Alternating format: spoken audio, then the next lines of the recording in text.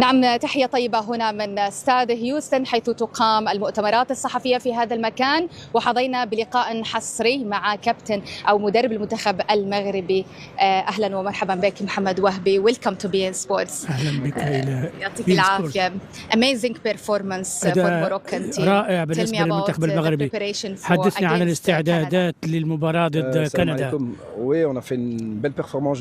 نعم، قدمنا أداء جيدا إلى حد الآن، وكما قلت دائما وأقول دائما ما قمنا به سابقا لن يفيدنا في المباراة القادمة. ينبغي أن نستمر في تقديم الأداء بنفس التواضع والثقة ونعد للمباراة بالجدية اللازمة، ومع ذلك فنحن نتحلى بالثقة.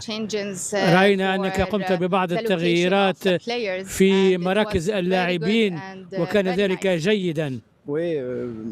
نعم، لدينا هوية في اللعب رائعة، ونريد أن نضع الكثير من الحيوية والديناميكية والحركية في اللعب، وينبغي أن يكون ذلك عن فهم للفائدة، وينبغي أن نستمر في أن نكون جيدين في تقديم أداء متميز في ملعب مغلق ومغطى مثل هذا ودرجة حرارة جيدة. ستكون مباراة فيها الكثير من النسق العالي، وينبغي أن نتحكم في مجريات اللعب.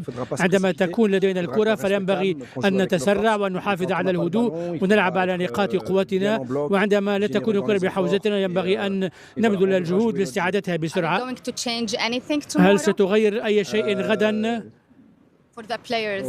بالنسبة للاعبين لا سأغير بدلتي ملابسي. لا نعرف إلى حد الآن، سوف نرى ذلك غدا. هل هناك شيء خبر خاص لنا؟ لا آسف. شكرا.